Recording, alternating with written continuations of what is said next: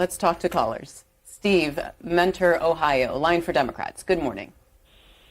Good morning. My statement is that if the Supreme Court rules for the immunity case for Trump, I would suggest that President Biden, win or lose in the 24 election, should not give up power and just claim presidential immunity.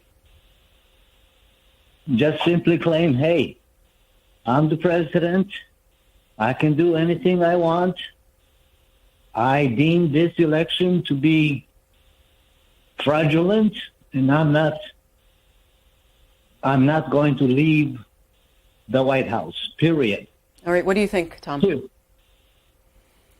I think that's just like a silly response to the substantive issues being raised here.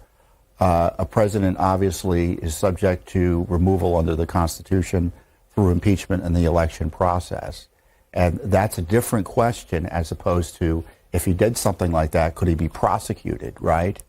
It doesn't mean he's not subject to the other constitutional provisions that restrict his activities. I think what Steve's saying is, if the Supreme Court does rule for immunity, that would open the door for future presidents to claim fraud in any case and refuse to leave office. And then if the Senate doesn't impeach him, then he's good.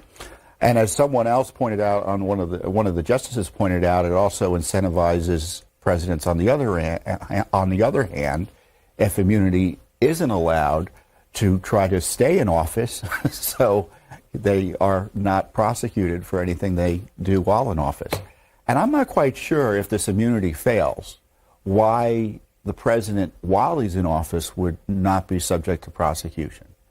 So I think this is a criminal prosecution. Yeah, criminal prosecution. I'm not quite sure. Now there'll be all sorts of reasons, but again, it's immunity, as we're highlighting, flows from the structure of government. And once one pillar of that structure is torn off, I don't know how the rest of it remains. Let's talk to Ann in Albertville, Minnesota, Democrat. Hello. Hi. Am I on? Yes. Hi. I don't even want to comment on all the legal issues or judicial issues. I literally want to just comment as a Christian woman how he is a man, 5 children with 3 different wives, now has affairs with porn stars. It's like, he can do what he wants with his life, but as a president, I would like someone with morals, integrity, class, blah, blah, blah. The whole thing is icky to me, that he can be this kind of a person and our president. I like I said, just want a president who's got some morals. What do you think, Tom? The question is she concerned about Biden's reputation in that regard? He's been accused repeatedly of sexual advances and assault. And obviously Bill... How come none of that has ever come to trial, or there's never been a court case about it? Because Joe Biden's protected by the media and his Justice Department. I mean, one of the most last... No, but before he became president, you said that he's been accused repeatedly of sexual assault. Yeah. Well, it's like the Me Too movement highlights how there were charges that were actions by powerful men that weren't pursued for decades because it was a very different cultural and legal atmosphere at a time. And so Tara Reid comes forward. She's accused him of assault, and no one's interested in pursuing them. Now, maybe a creative Republican prosecutor is going to start pursuing Biden after he leaves office. I don't know. But the fact is that there have been no criminal charges against Trump either. So, I'm not quite sure what the issue is here. The question is, what is the standard for morality to be a president of the United States? And the question that callers of both parties should say, am I applying it evenly across the board? And we may have moral disagreements with the behavior of a president. Now, the president denies the affair with Stormy Daniels, to be clear. But is it good for the goose and good for the gander at the same time, to stretch the metaphor? And, too often it's not. And, I would submit a president who supports the killing of unborn babies throughout the entire 9 months of pregnancy with tax dollars, that to me is a moral failing that is demonstrably destructive to life, liberty, and the pursuit of happiness in the United States. Alex is a Democrat in Brooklyn, New York. Good morning. Good morning. I've just been listening to your guest, and I love the equation of Trump to Biden and these sexual accusations. I just find it hilarious that, yes, none of this came out until now because, the media is now pushing up on things that could have been disclosed about Joe Biden. But I just want to go back to this idea of the fake electors and Trump's orbit. I mean, so Peter Navarro, Cohen, Manafort, Papadopoulos, Stone, Gates, all of these people went to prison for Trump. Eastman lost his practice, he can't be a lawyer in California. Cheesebro is now, talking about the Georgia case. This woman Powell as well, she's also found to be guilty. So all of these people in Trump's orbit, all of them are guilty of different crimes except Trump. So Trump is not found guilty. Cohen goes to prison for covering up, literally taking money out of his own house to pay for a hush money trial, and yet Trump is not culpable in any of this when, this guy testifies and says that, this, subversion of all of these stories was part of an image campaign so that Trump could look good. And beyond that, they then put out negative stories about Ted Cruz and all of these people running against him. So I don't know how you just sit there and say that somehow this is partisan. Trump has been in so many areas found guilty through his proxies that how is it that he is not? And I guess that's my question to you. Okay, Alex, let's get a response. Well, his proxies or his allies or people around him have been subject to unprecedented, novel applications of the law. Some have pled guilty because, I think wrongly, in my view, they judged the cost to fighting the case as too much to bear. So what's happened to John Eastman is an abomination. And so highlighting other abuses of people around Trump to suggest that Trump is guilty of a crime isn't persuasive to me.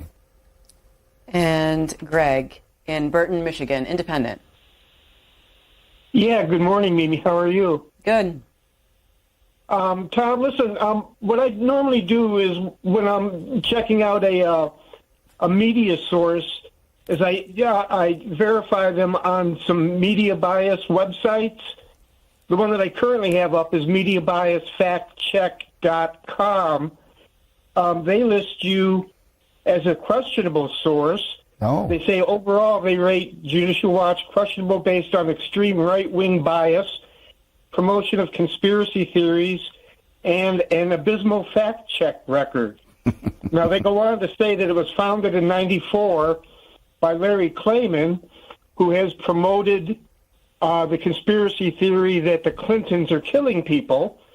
They list you as an American conservative activist group that files Freedom of Information Act lawsuits, primarily against Democrats, such as the Clintons, Obama, and climate scientists, as you guys label climate science fraud science. Yeah, it is. So that, it is. So I mean, I'm happy. Wait, hold on, Tom. Oh, I'm sorry. Go ahead. Greg, go ahead and get to your question. Sure. Now, what they do is they say that Judicial Watch reports news on their website using strong emotional language, usually pro-right or anti-left. Typical topics covered are anti-immigration. They created a website to, quote-unquote, expose President Obama's alleged IRS scandal. they've promoted. So do you want a response to something in particular, Greg? Oh, how about this one? They routinely promote conspiracy theories claimed by former President Trump that are usually debunked. What do you think, Tom? I don't know. To have a leftist call in promoting a leftist critique of Judicial Watch, that people can make their own judgment. But I'm happy he went through some of the good work we've done. The left doesn't like it. They try to characterize it a particular way. But we stand by our work, and it's good work. We're you not weren't going to respond to the climate science. Yeah, it is. It is one of the worst scams in the history of the world in terms of the amount of money spent and the damage to economies and the well-being of citizens throughout the world is the climate scandal, wherever you want to call it. It's all a fraud. Is it because you don't believe the science itself? You say the science is a fraud, or the money spent in response to that science? What is it that you disagree with? Many scientists dispute the extent and even the possibility at this point that the Earth is warmed or that humans have a significant role in any climate change one way or the other. Okay. And accordingly, for state actors to use climate change as an excuse to expand and increase and restrict, expand and increase government power should be opposed.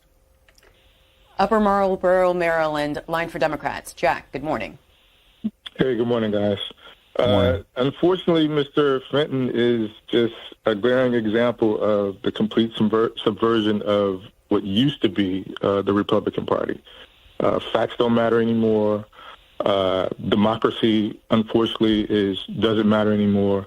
And they will do and say anything to defend Donald Trump. Facts be damned. And it's unfortunate because we need two viable political parties in this country. And so far, right now, the Republican Party has been completely gutted of anything that resembles actual conservatism. And Mr. Fitton has put out several, I guess, conspiracies, even during his interview today with apparently the Democrats had their own slate of fake electors, but yet he doesn't provide any actual proof. I didn't say, I mean, you misstate what I said. I said they planned to have alternative electors if Trump won on Election Day.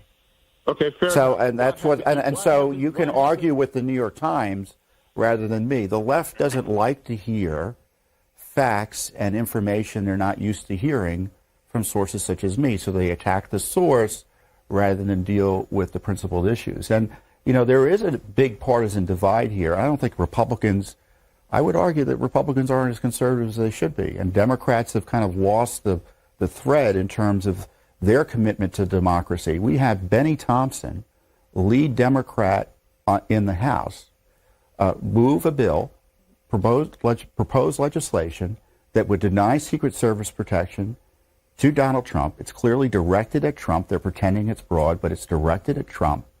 If he's found guilty and put away, I think, for a felony for a year or more, whether it be a state or federal penitentiary. And so what they're saying is that if Trump gets sent to Rikers by this political judge up in New York, he's going to be deprived of Secret Service protection. And my conclusion from that is that Benny Thompson wants to see President Trump get killed. You take away Secret Service protection, that's a death sentence in these circumstances.